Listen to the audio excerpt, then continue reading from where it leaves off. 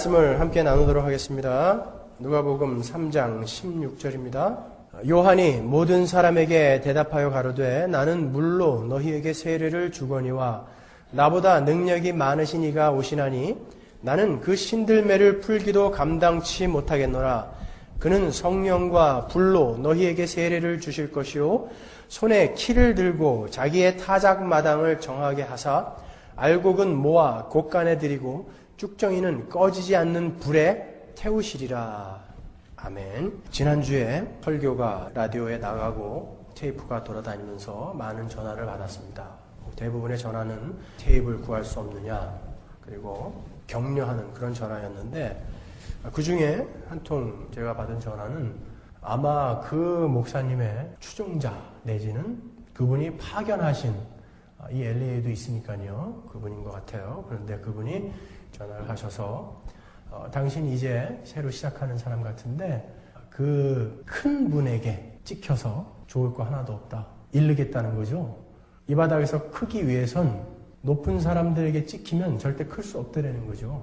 어떻게 되는 게 이 바닥에서 크는 건지는 잘 모르겠지만 전혀 겁 안 납니다, 거기에 대해서는. 그래서 이왕 그렇게 이 바닥에서 클 수 없게 찍힌 바라면 오늘부터는 더욱더 칼을 날카롭게 세워서 잘못되어지고 그 왜곡되어진 기독교에 대해서 난도질을 좀 해볼 생각입니다. 오늘은 그래서 많은 교회들이 잘못 가고 있는 성령에 대해서 설교를 할 겁니다. 제가 이 성령에 대해서 설교를 하기 위해 지난주에 삼위일체에 대해서 설교를 한 거예요. 삼위일체 하나님을 설교하면서 제가 성령 하나님도 어떠한 능력이나 우리의 병이나 치료해주고 우리를 간지럼 태워서 웃게 만들어주고 우리의 입에 거품을 물게 해주고 우리의 몸에 전기나 오르게 해주는 그런 분이 아니라 완전한 전능하시고 전지하신 하나님이시다라는 것을 지난주에 제가 여러분들에게 설명해 드린 거예요. 그리고 그 성령 하나님을 이 시대는 어떻게까지 잘못 이해하고 있는가를 오늘 공부하고 다음 주에 그 성령 하나님은 이 땅에 오셔서 무엇을 하고 계신가를 공부할 겁니다. 한국에 신유 집회가 많이 열리는 그런 기도원들이 몇 군데가 있습니다. 그래서 저도 자주 가봤어요. 집회를 하러 가본 거예요, 저는. 저희 한국에 제 대학교 은사 중에 화학과 교수님 한 분이 거기에 아주 깊이 빠져 계신 분이 계셨어요. 저와 함께 교회에서 중등부 교사도 함께 했고, 그래서 또 저는 대학생이었고 그분은 교수님이었기 때문에 그분이 하는 부탁을 제가 거절할 수 없어서 그분이 다니는 그런 기도원에 제가 몇 번 가서 찬양을 하러 간 적이 있다고요. 우리 순혁이도 잘 알죠. 자기의 은사님이니까. 아마 그분은 굉장히 높은 분이었던 것 같아요. 그 집단에서. 나중에 각 그 구역의 대장들을 뽑아가지고 뒤에 앉히는데 강대상에다 쫙 앉혀요. 굉장히 크거든요, 거기가. 그런데 그 중에 거기 앉아 계시더라고요, 그분이. 그래서 저를 데리고 가가지고 그 원장한테 먼저 인사를 해야 한다고 그 방에 데리고 들어가더라고요. 들어갔는데 점심 때 거둔 헌금 같아요, 그게. 점심 집회에만 거둔 헌금을 지금 계수하고 있었는데 하여튼 셀 수 없을 만큼 10,000원짜리가 많아요. 발이 빠지더라고요, 그 돈에. 그리고 그 헌금 바구니에 다이아몬드 목걸이, 반지, 뭐 이런 것들이 하여튼 수북이 쌓여 있어요. 그것들을 자기들끼리 뭐 이렇게 막 나누고 그러더라고요. 그래서 그 아줌마가 저 목에다가 손을 딱 대더니 기도를 해주더라고요. 노래하는 사람이라고. 절대 죽을 때까지 목 쉬지 말라고. 다음 주에 목 쉬었잖아요. 제가 목이 잘 안 쉬는 사람인데 그 기도 받고 다음 주에 목 쉬었다니까요. 하나님이 이거 아니다라는 걸 그때 가르쳐 주시는 것 같아요. 제가 그 헌금을 보면서 뭘 생각했냐면 얼마나 그 병이 낫고 싶으면 이들이 이렇게까지 할까. 그런데 그걸 그 마음을 이용해서 이렇게 그들을 속이고 사기치는 이들은 도대체 뭔가. 거기에서 사람들이 하는 기도는 다 이거예요. 하나님, 내가 하나님 섭섭지 않게 해드릴 테니까 내가 걸린 병 이거 좀 빨리 낫게 해달라고. 어떤 사람은 쩔뚝거리면서 올라와가지고 그 사람 기도 받더니 막 펄떡펄떡 뛰고 덤블링을 하고 난리를 치더라고요. 맞다, 뭐 이거 증거하는 거겠죠? 그래서 사람들은 거기서 이런 기도를 하는 겁니다. 그걸 보면서 하나님, 성령의 불을 내려주셔서 나의 이 환부를 지져주옵소서. 아마 그 원장이 그 말을 잘 쓰는 모양이에요.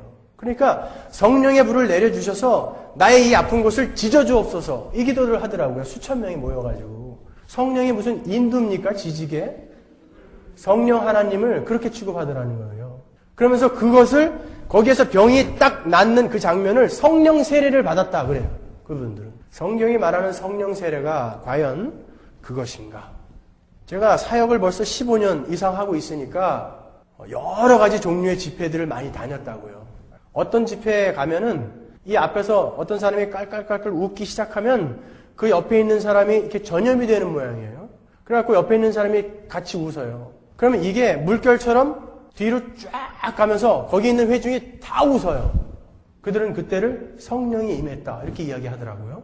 그리고 어떤 곳은 어떤 양반이 저쪽 구석에서 막 경련을 일으키면서 무용을 하기 시작해요. 막 그 사람들은 그것을 성무라고 그래요. 성령이 임해서 추는 춤이라고 그러죠. 그러면 이쪽에서 또 어떤 사람이 막 또 춤을 춰요, 같이.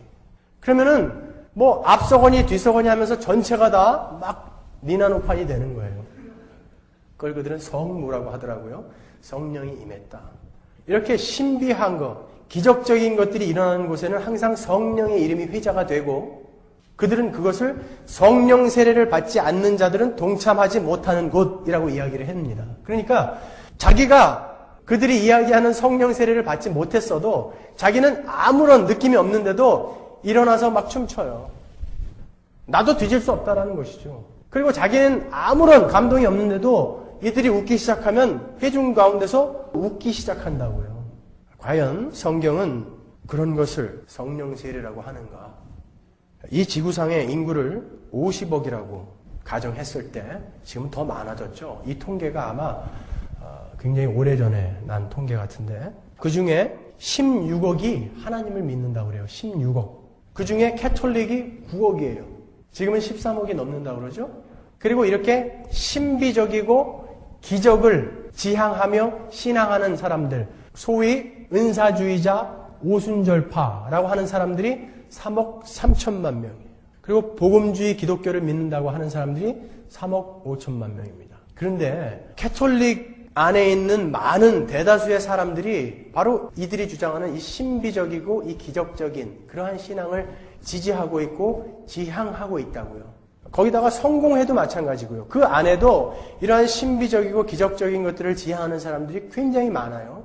더더군다나 이 복음주의 기독교를 믿는다고 하는 그러한 사람들 안에도 장로교회들 안에도 이러한 기적적이고 신비적인 것들을 추구하고 기복적인 것들을 추구하는 사람들이 어마어마하게 많다는 거예요. 그러니까 엄청난 숫자가 한 방향으로 그렇게 흘러가고 있다는 것이죠. 그들을 우리는 오순절파, 그들이 하는 운동을 오순절 운동이다. 은사주의자, 은사운동 이렇게 이야기를 한다고요. 그것들은 어떻게 생겨난 것인가? 그것들은 20세기 초반에 생겨난 거예요. 1901년에 찰스 파햄이라는 사람이 캔사스에서 아이들을 가르치고 있었어요. 아마 신학교, 성경학교였던 것 같아요, 거기가. 그 찰스 파햄은 그 웨슬리안 티얼러지를 신앙하는 그런 사람이었다고요. 그 웨슬리의 세컨드 블레싱이라는 것이 뭐냐면은 그 웨슬리는 우리가 거듭난 이후에 세컨드 블레싱을 받지 않으면 우리는 완전 성화를 이룰 수 없다라고 이야기를 했다고요. 이 세컨드 블레싱을 반드시 받아야 우리는 완전 성화를 이루어낼 수 있다. 그래서 웨슬리안 티알라지의 그 형식의 틀을 가지고 이 찰스 파햄이 그들을 가르치고 있었다고요. 능력 있는 그리스도인이 되기 위해서 너희들은 성령을 받아야 된다. 이렇게 이야기했단 말이에요. 그리고서는 그 가르치던 아이들 중에 한 명에게 안수를 했더니 방언이 터졌어요. 1901년이에요, 그게. 기독교 2000년 역사 중에 1900년 동안 이 방언에 대한 보고가 교회에 한 건도 없었는데 1901년에 비로소 아그네스 오스만이라는 여자아이가 이 찰스 파햄이 안수를 했더니 방언을 터뜨린 거예요. 근데 그 당시에는 이 운동이 환영을 받지 못했어요. 그래가지고 이 사람이 이 우리 동네에요, 제가 사는데 아주사에 와가지고 LA 아주사에 와가지고 여기에서 교회를 빌려서 집회를 하기 시작했어요. 이 흑인 목사가. 거기에서 갑자기 터지기 시작한 거예요. 사람들이 방언을 하고 기적이 막 일어나고 환상을 보고 하는 일들이 막 일어났어요. 1906년에. 그 불씨를 기화로 해서 오순절 운동이라는 것이 일어나기 시작했고 오순절파라는 것이 생겼고 그것이 하나의 교단을 이루었다고요. 그러한 교단에 속해 있는 사람들이 어떤 일들을 하냐면 구역 예배에 가가지고 자기들이 능력 있는 그리스도인이라는 것을 증거할 수 있는 것은 유일하게 그들은 성령의 은사라고 생각하기 때문에 방언을 가르친다고요. 여러분도 혹시 그런 일 당하시는 분 계실지도 몰라요, 이 안에. 왜냐하면 LA에서도 큰 교회들 중에 몇 군데가 그런 걸 하니까요. 할렐루야가 라틴어로 알렐루야거든요. 그 알렐루야를 빨리빨리 하라고 그래요. 알렐루야, 알렐루야, 알렐루야, 빨리 하라고 그래요. 그럼 나중에 이 말이 막 빨리 나오다가 이 혀가 막 꼬여요.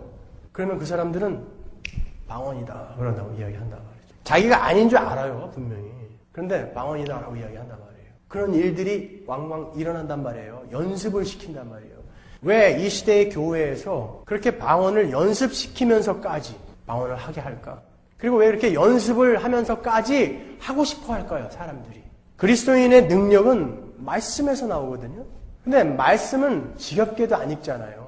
그러니까 자기의 삶에 당연히 능력이 없죠. 근데 그것을 다른 것으로부터 한번 증명해 보고 싶어 한다고요, 사람들은. 그러니까 자기가 방언을 한다든지 무슨 기적적으로 병이 나았다든지 이런 것들을 가지고 나는 그리스도인이다라는 것을 자랑하고 싶어 한단 말이죠. 그리고 우리는 바로 간다라는 것을 그런 것으로 증명하고 싶어 해요. 사람들은 기적 앞에서 이렇게 힘없이 무너진다고요. 방언이라는 것은 은사죠. 은사는 뭡니까? 그 사람이 요구하지도 않았고 받을 자격도 없는 자인데 값없이 선물로 주어지는 게 은사잖아요. 근데 연습해서 받을 수 있는 것은 이미 선물이 아니죠. 자기가 노력한 결과잖아요, 그것은. 과연 성경이 말하는 성령 세례라는 것이 고작 그 정도일까? 그런 것일까? 한국의 강원도에 가면 한 유명한 절이 있는데 그 천마사라는 절이 있는데 거기에 가보면은 신유 집회가 막 벌어지는 그러한 기도원에서 일어나는 일들과 동일한 일들이 거기에서 벌어진다고요. 중들이 방언을 하고 중들이 안수기도를 해서 병을 낫게 하고요. 중들이 안차를 한다고요. 그래서 암 환자가 낫고 불치병 환자가 낫고 하는 일들이 일어난다고 해서 관광버스를 아예 한 대를 대절을 해가지고 거기만 가는 관광회사가 있을 정도예요. 그러면 보자고요.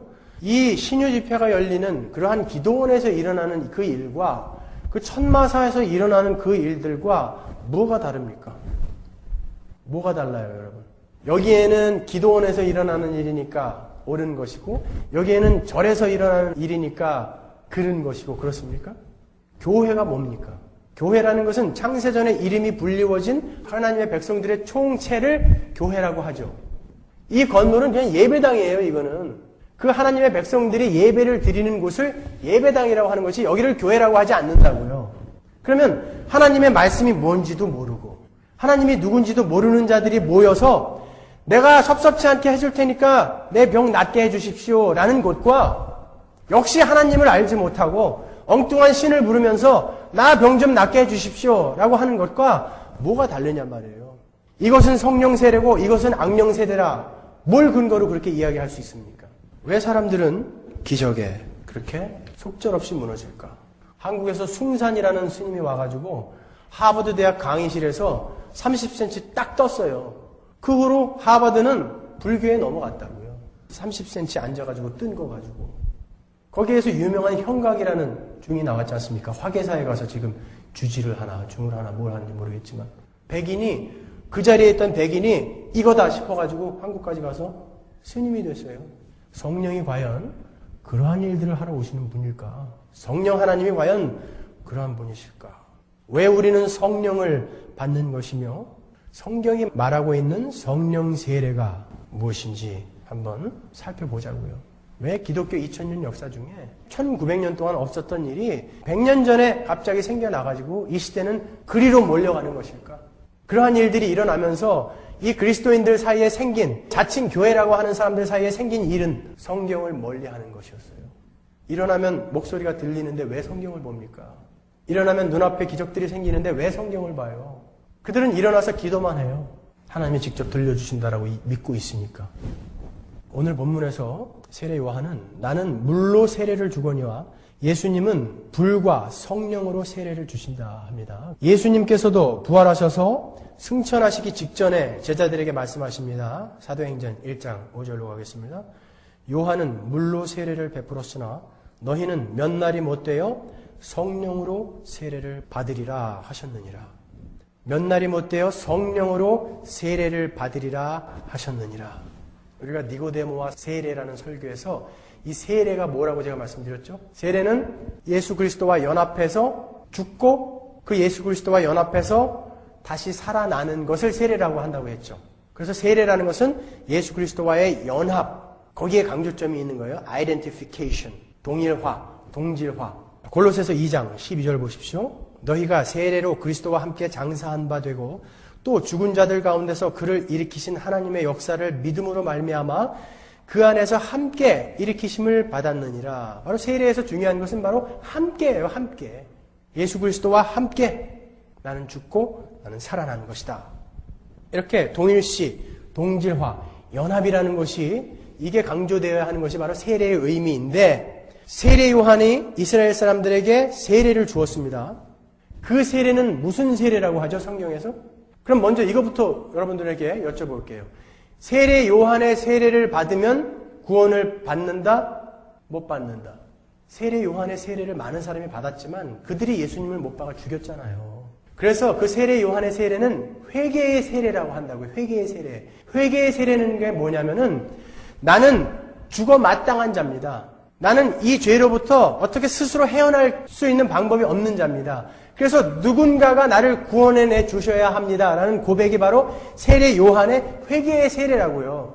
그렇지만 거기에서는 그 누군가, 나를 건져내어줄 그 누군가가 확인되어지지 않은 세례죠. 아직 요한의 세례는요. 그게 요한의 세례인데 예수님이 공생애를 시작하시면서 그 요한의 세례를 받으신다고요. 예수님이 공생애를 시작하시면서 그 회개의 세례를 받으신다고요. 예수님이 무슨 죄가 있다고 그 회개의 세례를 받으시냐 말이죠. 세례라는 건 뭐라고 그랬죠? identification, 동질화, 동일시라고 그랬죠? 연합. 예수님은 지금 뭘 이야기하시는 거냐 하면 내가 바로 하나님인 내가 바로 이 땅에 내려와서 죽어야 할 너희들과 지금 연합되었다. 동질화되었다. 나는 지금 그 상황으로 이렇게 내려왔다라는 것을 예수님께서 직접 지금 인정하시는 장면이 세례 요한의 세례를 받으시는 거예요. 예수님은 하나님이시지만 이 땅에 내려오셔서 하나님의 신성을 한 번도 발휘하지 않으셨다고요. 왜? 우리 인류의 대표로 서셔야 되기 때문에 인류의 모습을 입고 오셔야만 한다고요. 예수님은 마지막 아담이시잖아요. 그러니까 첫 번째 아담이 온 그 모습 그대로 오셔야 되는 거예요. 첫 번째 아담이 무죄한 상태로 태어났듯이 예수님은 동정녀 마리아에게서 나셔야 되는 거예요. 왜요? 남자와 여자가 관계에서 난 자들은 전부 다 그 죄 아래서 나니까 성령으로 잉태되어져서 죄가 없는 자로 아담처럼 그렇게 나셔서 인간으로 이 땅을 살아나가셔야 되기 때문에 내가 바로 그런 인간으로 왔다라는 것을 증명해내시는 게 바로 요한의 세례 안으로 내려가시는 거라고요. 이렇게 예수님께서 요한의 세례를 받으심으로 인간들과 동일시 되셨다면 우리가 오늘날 예수의 이름으로 받는 세례는 예수님과 우리가 동일시 연합되어진다는 거예요. 사도행전 2장 37절 한번 볼게요. 저희가 이 말을 듣고 마음에 찔려 베드로와 다른 사도들에게 물어 가로되 형제들아 우리가 어찌할꼬 하거늘 베드로가 가로되 너희가 회개하여 각각 예수 그리스도의 이름으로 세례를 받고 죄사함을 얻으라. 그리하면 성령을 선물로 받으리니. 세례를 받으라고 그래요. 세례를 받으면 죄사함을 얻고 성령을 선물로 받는다. 그럽니다. 로마서 6장 3절로 가보겠습니다. 무릇 그리스도 예수와 합하여 세례를 받은 우리는 그의 죽으심과 합하여 세례받은 줄을 알지 못하느뇨? 그러므로 우리가 그의 죽으심과 합하여 세례를 받음으로 그와 함께 장사되었나니 이는 아버지의 영광으로 말미암아 그리스도를 죽은 자 가운데서 살리심과 같이 우리로 또한 새 생명 가운데서 행하게 하려 함이니라. 만일 우리가 그의 죽으심을 본받아 연합한 자가 되었으면 또한 그의 부활을 본받아 연합한 자가 되리라. 우리가 알거니와 우리 옛사람이 예수와 함께 십자가에 못 박힌 것은 죄의 몸이 멸하여 다시는 우리가 죄에게 종노릇하지 아니하려 함이니 이는 죽은 자가 죄에서 벗어나 의롭다 하심을 얻었음이니라. 만일 우리가 그리스도와 함께 죽었으면 또한 그와 함께 살 줄을 믿노니. 이게 세례란 말이에요. 우리가 받을 성령 세례, 예수님이 말씀하신 불과 성령으로 받을 세례라는 게 바로 이 이야기란 말이죠. 여러분, 세례라는 것은 이렇게 연합의 의미가 있는 것입니다. 우리가 예수의 이름으로 세례를 받는다는 것은 나는 이제 예수와 함께 죽고 예수의 그 살으심, 부활에 동참하는 자가 된다는 거예요. 그럼 우리가 받는 세례는 불과 성령 세례고 그 불과 성령 세례는 로마서 6장의 이런 의미인데 요한의 세례는 왜 물로 주었는가? 이 요한의 세례는 예수 그리스도의 그 세례를 상징하는 거였거든요. 그러니까 연관성이 있단 말이에요. 베드로전서 3장 20절 보십시오. 그들은 전에 노아의 날 방주 예비할 동안 하나님이 오래 참고 기다리실 때에 순종치 아니하던 자들이라. 방주에서 물로 말미암아 구원을 얻은 자가 몇 명뿐이니 겨우 8명이라. 물은 예수 그리스도의 부활하심으로 말미암아 이제 너희를 구원하는 표니 곧 세례라. 물은 곧 세례라. 그래요. 육체의 더러운 것을 제하여 버림이 아니요 오직 선한 양심이 하나님을 향하여 찾아가는 것이라. 잘 들어보세요. 노아의 방주는 뭘 상징한다고 그랬죠? 수요 성경 공부 때 했죠. 예수님을 상징한다고 그랬잖아요. 노아의 방주는. 왜냐하면 물은 저주를 상징하거든요. 그래서 그 저주의 물을 방주가 대신 맞아주는 거예요. 그리고 죽어야 할 생명이 아닌 것들은 그 물에 다 익사해서 죽어버리잖아요. 이 물은 그렇게 다 죽여버리는 것인데 방주는 그 물 때문에 뜬다고요. 방주는 오히려 물 때문에 뜬다고요. 그 저주를 다 받아내는 방주, 그 안에 숨어있는 하나님의 백성들과 피조물들, 그들만 살아나는 거예요. 물이 쏟아져요. 하나님의 저주가 쏟아지는데 하나님의 심판이 행해지는데 죽어야 할 것들이 다 죽는 그 상태에서 예수 안에 들은 하나님의 백성들과 피조물들만 물 위에 딱 뜬단 말이에요. 그게 구원이란 말이죠. 예수 안에 속해서 우리는 구원을 받는다라는 의미가 그런 의미란 말이에요. 그것을 모세 때에 이렇게 한번 설명해 주신다고요. 고린도전서 10장 1절로 한번 가보세요. 형제들아 너희가 알지 못하기를 내가 원치 아니하노니 우리 조상들이 다 구름 아래 있고 바다 가운데로 지나며 모세에게 속하여 다 구름과 바다에서 세례를 받고 그러죠. 모세에게 속하여 구름과 바다에서 세례를 받는다는 게 무슨 의미냐면 이 출애굽 사건은 우리의 구원을 상징적으로 설명해 주는 거잖아요. 그러니까 모세에게 속하여 우리가 세례를 받았다. 홍해를 건넌 사건을 모세에게 속하여 세례를 받았다라고 그런단 말이죠. 보세요. 이스라엘 백성들은 이 애굽에서 건져내어짐을 받아야 하는 자들인데 자기들 스스로 나갈 실력이 없어요. 홍해를 건너서 갈 실력이 없어요. 모세는요. 이미 모세는 애굽을 탈출해서 광야까지 갔다가 들어온 사람이잖아요. 그 애굽을 탈출할 수 있는 능력이 있는 자는 모세밖에 없어요. 그래서 이 상징이에요, 여러분. 잘 들으세요.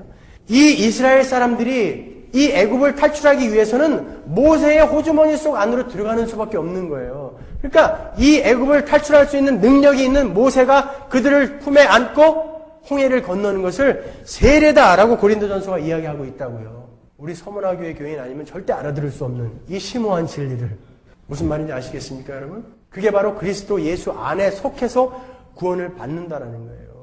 이 땅에서 하나님으로부터 구원을 받을 수 있는 인간은 예수밖에 없다고요. 예수님만 홀로 하나님이 원하는 그 수준을 살아내셨고 예수님이 우리를 대신해서 죽으셨다고요. 완전하게 순종하셔서. 그래서 하나님이 예수를 건져내셨더니 예수님이 하나님의 백성들을 딱 품고 올라오시는 거예요. 그게 예수 안에서 구원을 받는다라는 의미라고요. 그게 바로 연합이라는 거예요. identification. 다 죽어야 할 이 인간들 사이에서 둥둥 뜨는 배가 있더라는 거죠. 그 둥둥 뜨는 배 안에 여러분들이 들어있는 거예요. 불과 성령이라는 것은요. 똑같은 이야기예요. 불은 다 태워버리는 거예요. 다 죽여버리는 거예요. 심판이라고요. 불은. 성령은요. 그 다 죽어버려야 할 것들 중에 이 성령이 뜨게 하는 자들이 있다라는 거예요. 고린도전서 3장 10절로 가보겠습니다. 내게 주신 하나님의 은혜를 따라 내가 지혜로운 건축자와 같이 터를 닦아두매 다른 이가 그 위에 세우나 그러나 각각 어떻게 그 위에 세우기를 조심할지니라. 이 닦아둔 것 외에 능히 다른 터를 닦아둘 자가 없으니 이 터는 곧 예수 그리스도라. 만일 누구든지 금이나 은이나 보석이나 나무나 풀이나 지푸로 이 터 위에 세우면 각각 공력이 나타날 것인데 그날이 공력을 밝히리니 이는 불로 나타내고 그 불이 각 사람의 공력이 어떠한 것을 시험할 것임이니라. 만일 누구든지 그 위에 세운 공력이 그대로 있으면 상을 받고 누구든지 공력이 불타면 해를 받으리니 그러나 자기는 구원을 얻되 불 가운데서 얻은 것 같으니라. 불은 이렇게 태워버리는 것, 심판을 상징한다고요. 하물며 그가 그리스도인인데도 그가 세워놓은 것들도 마지막에 다 타버릴 것들이 있더라는 것이죠. 안 타는 것들이 있는데 그들은 상을 받고 다 타버리면 너희들은 상을 못 받는다. 불 가운데서 얻은 구원이다. 이렇게 말씀하신단 말이에요. 어저께 우리 집사람이 여러분들 점심시간에 반찬을 하겠다고 닭을 한 20마리를 잡았어요. 그 밤에 손에 물집이 다 생겼더라고요. 테리야끼 치킨 한다고요. 근데 제가 새벽녘쯤에 꿈인지 생신지 맛있는 냄새가 나가지고 일어나서 나와봤더니 우리 집사람은 의자에 앉아서 이렇게 졸고 있고요. 오븐을 열었더니 새카맣게 다 탄 거예요. 그게 막 깨워가지고 이거 뭐냐 그랬더니 막 울어요. 너무 억울하다 이거죠. 몇 시간 동안 다듬고 닭 다듬어가지고 양념해가지고 테리야끼 치킨이라고 교인들 점심 먹이겠다고 했는데 그게 새카맣게 다 탄 거예요. 닭 20마리가 타도 이렇게 안타까워요. 여러분 평생 여러분들이 쌓아 올린 게 마지막 날 다 타버리는 것이라면 여러분 그때 얼마나 안타깝겠습니까? 그런데 제가 보기엔 우리가 지금 쌓고 있고 우리가 만들어가고 있는 것들은 대부분 그날 다 타버릴 것들이에요. 불은 그런 것입니다. 탈 것들 다 태워버리는 거예요. 그런데 다 죽어버려야 할 그곳에 예수께서 어떠한 일을 완성시켜 놓으시고 그 일이 적용되어질 창세전에 이름이 불려진 어떠한 백성들에게 성령이 내려갔다고요. 성령이. 그 성령은 완전한 하나님이시라고 그랬죠. 그 하나님은 심판과 저주 아래 있을 수 없는 분이에요. 그 물에 익사할 수 없는 분이고 불에 탈 수 없는 분이잖아요. 그래서 그 성령을 받은 자들만 뜨는 거란 말이에요. 그게 바로 불과 성령으로 세례를 받는다라는 의미란 말이에요. 그러면 여러분이 예수 그리스도를 주라 시인하면 그 안에 성령이 있는 자라면서요. 성령이 아니고는 예수 그리스도를 주라 시인할 수 없다면서요. 그러면 여러분 안에는 성령이 다 계신 분들이잖아요. 그러면 여러분은 성령 세례를 받은 분이잖아요. 그런데 무슨 성령 세례를 또 받으시겠다는 것입니까? 여러분들에게 다시 와야 할 그 성령은 좀 더 나은 능력을 갖고 있는 그 성령인가요? 그 성령은 좀 익살스러운 성령이라 와서 막 간지럼 태우고 입에 거품도 물게 하고 이런 성령입니까? 댄스도 가르쳐주면서 그 성령이 뭐냐 말이에요. 고린도전서 12장 3절 보세요. 성경이 이렇게 이야기하고 있다고요. 그러므로 내가 너희에게 알게 하노니 하나님의 영으로 말하는 자는 누구든지 예수를 저주할 자라 하지 않고 또 성령으로 아니하고는 누구든지 예수를 주시라 할 수 없느니라. 여러분은 예수가 주라는 것을 시인하는 분입니까? 녹음이 되니까 아멘을 크게 해주세요. 딴 데 다 나가는 건데 이건 편집할게요. 여러분들은 예수를 주라 시인하는 분들입니까? 네. 그러면 여러분 안에 성령이 계십니까? 네. 성령 세례를 받으신 분들이잖아요. 그런데 뭘 받으시겠다는 거야 또? 그 성령이 여러분을 뜨게 하는 거예요. 그 성령이 여러분을 불 가운데서 끄집어내시는 분이라고요. 이미 여러분은 그 성령과 함께 계신 분들이에요. 그게 확인이 안 되니까 성령이 도대체 뭔지 확인이 안 되니까 자꾸 뭘 하려고 그런다고요. 뭘 보려고 그래요. 로마서 8장 9절 보겠습니다. 만일 너희 속에 하나님의 영이 거하시면 너희가 육신에 있지 아니하고 영에 있나니 누구든지 그리스도의 영이 없으면 그리스도의 사람이 아니라 또 그리스도께서 너희 안에 계시면 몸은 죄로 인하여 죽은 것이나 영은 의를 인하여 산 것이라. 예수를 죽은 자 가운데서 살리신 이의 영 성령이 너희 안에 계시면 그리스도 예수를 죽은 자 가운데서 살리신 이가 너희 안에 거하시는 그의 영 성령으로 말미암아 너희 죽을 몸도 살리시리라. 이게 바로 성령 세례의 의미라고요. 여러분은 바로 그 성령 세례를 받으신 분들이란 말입니다. 그 성령 하나님은 완전한 전지전능한 하나님이시라고요. 그렇기 때문에 그분은 반드시 그 영광스러운 보좌로 예수가 올라가셨듯이 그 하나님도 그 영광스러운 보좌로 올라가셔야 될 분이에요. 그러니까 우리는 꼼짝없이 딸려서 같이 올라가야 된다고요. 그 성령과 함께. 그게 바로 방주이신 성령 하나님이시란 말이에요. 그게 불과 성령 세례라는 거라고요. 하나님이 언약하신, 하나님이 계획하신 그 구원의 사역이 완성되었다라는 보증으로 그 성령이 내려오시는 거란 말이에요. 보증으로, 디파짓. 고린도후서 5장 5절로 갑니다.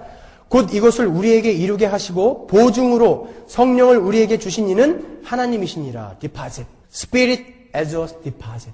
요새는 하도 사기꾼들이 많아가지고 디파짓 해도 그냥 사기당하는 경우가 많지만 성경에서 말하는 이 디파짓, 보증이라는 것은 확실하다는 거예요.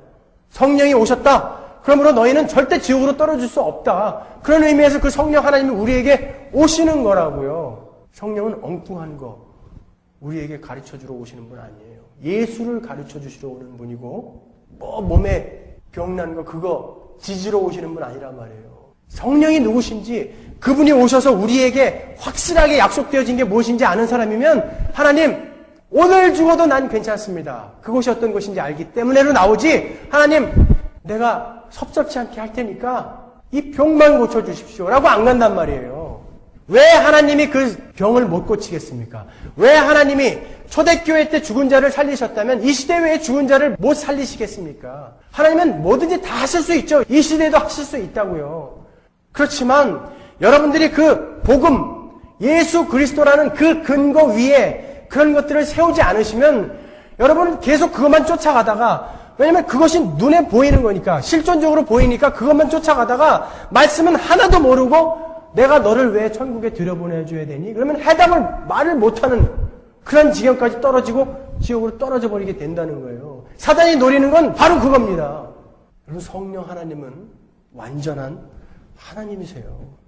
로마서 8장 1절에 보면 그러므로 이제 그리스도 예수 안에 있는 자에게는 결코 정죄함이 없나니 이는 그리스도 예수 안에 있는 생명의 성령의 법이 죄와 사망의 법에서 너를 해방하였습니다.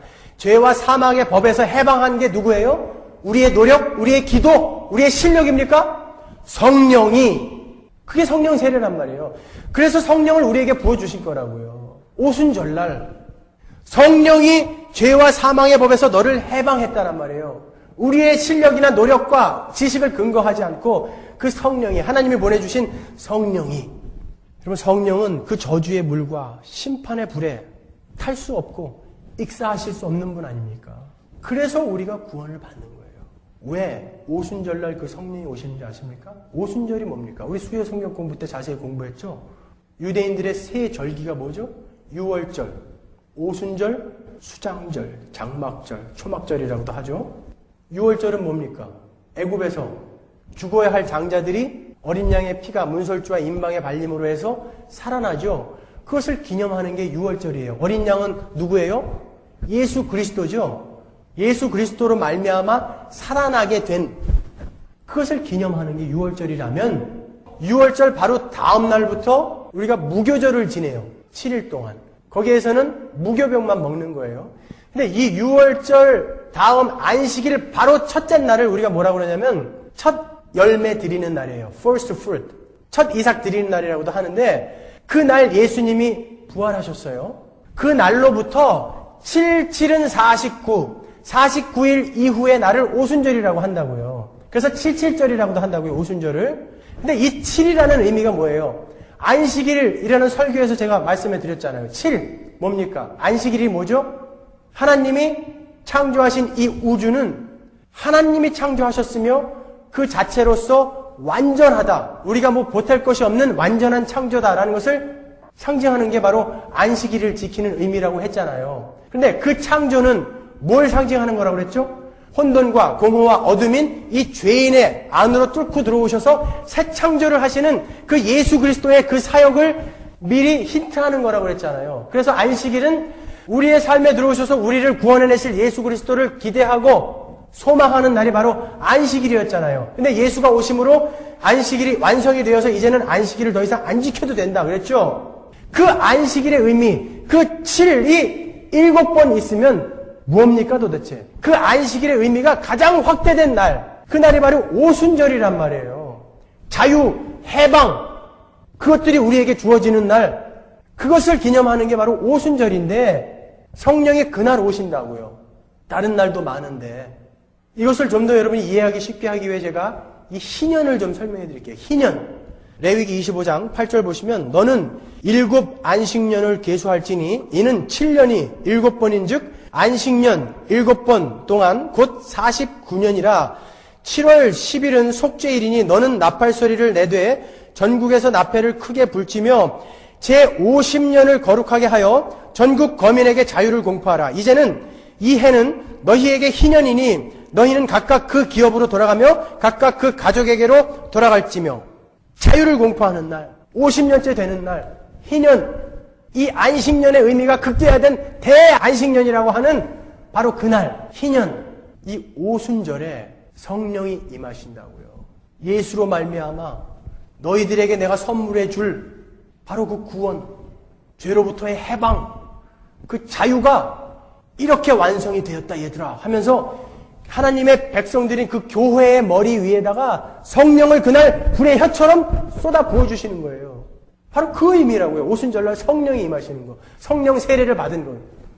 그게 바로 요엘서 2장에서 예언한 그 예언이 성취된 거예요. 요엘서 2장에서 뭐라고 예언이 있습니까? 내가 마지막 날에 너에게 성령을 부어주면 새 영을 너희에게 허락하면 내가 새 언약에서 약속한 새 영을 너희들에게 부어주면 그날 어떤 일이 일어나는가? 청년들이 환상을 보고 아비들이 꿈을 가지며 자녀들이 예언을 할 것이다. 그 요엘서의 예언이 바로 이날 오순절날 완성이 되는 거예요. 예수가 오시기 전에 그 구원의 사역이 완성되기 전에 우리들은 어땠습니까? 그냥 꿈도 없고 희망도 없고 노인네들은 죽으면 이게 끝인가 라고 하고 있을 때 예수가 오셔서 성령이 우리 안에 오셔서 성경이 말씀하는 바가 무엇인지를 깨닫게 해주심으로 하늘이 있구나. 하나님이 살아계시구나. 이제 나에게는 소망이 있구나. 이렇게 이 땅에서 죽어도 내가 갈 곳이 있구나 라는 꿈을 꾸게 됐다는 거예요. 노인네들이요. 청년들이 환상을 봤다는 거예요. 우리는 지금 환상을 보고 있는 자들입니다. 우리는 이 땅에 이렇게 실존은 이 땅에 있지만 나는 천국을 보고 있고 지옥을 보고 있으며 그 하나님 아버지를 느끼고 있는 자들 아닙니까? 자녀들은 예언을 한단 말이에요. 성경에서 말하는 예언이 뭡니까? 다니엘이 뭘 예언했습니까? 예레미야서를 보다가 이 말이 그 말이었구나 라고 깨달은 말을 이야기한 게 예언이란 말이에요. 성경이 이 말이구나 라는 것을 깨달은 것을 우리가 예언이란 말이에요. 여러분들 예언하고 계시지 않습니까 지금? 그 말은 이 뜻이야 라고 이야기하고 있지 않습니까? 바로 아비들은 꿈을 갖고 청년들은 환상을 보며 자녀들이 예언을 하는 일이 오순절날 성령이 임함으로 우리에게 주어진 것입니다. 그 오순절날 일어났던 그 성령 세례가 오늘날도 계속 반복되어져야 된단 말이에요. 성령은 여러분들이 예수님을 주라 시인하는 그날 이미 여러분 안에 와 계신 거예요.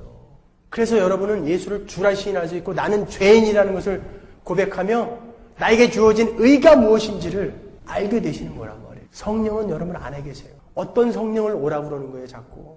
오시옵소서? 누굴 오라고 그러는 거예요 여러분? 성령 세례를 받으신 분들이에요 여러분들은요. 여러분 그 오순절날은 이제 새 시대, 교회의 시대에 대단원에 막이 올라가는 그런 날이라고요. 성령은 그렇게 웃긴 코미디 같은 일을 해주러 이 땅에 오신 분 아니에요. 여러분들도 마음속으로 느끼고 계시지 않습니까? 저건 아니다라는 거 느끼고 계시지 않습니까? 여러분이 몇 번 쓰러졌다 일어났다고 해서 여러분의 신앙생활과 인격에 무슨 도움이 되든가요? 여러분이 입에 거품 몇 번 물고 환상을 보았다고 해서 그것이 여러분의 신앙생활에 정말 도움이 됩니까? 아닌 거 여러분이 더 잘 아시지 않습니까? 성령이 왜 그러한 일을 하러 오셨겠습니까? 이 땅에. 여러분 속임수에 속지 마십시오. 천국 가자고요. 성령은 하나님의 명령으로 예수님의 보내심으로 우리 안에 오셔서 예수 그리스도를 증거하며 예수 그리스도를 깨닫게 해주며 구원이 무엇인지 알게 해주고 저 하늘나라가 무엇인지 알게 해준다고요. 그리고 우리 안에 내주해 계심으로 해서 그분이 죄와 사망에 빠질 수 없는 분이시기 때문에 우리를 무리로 뜨게 하는 분, 그분이 바로 성령이며 그게 바로 불과 성령 세례인 것입니다. 기도하겠습니다.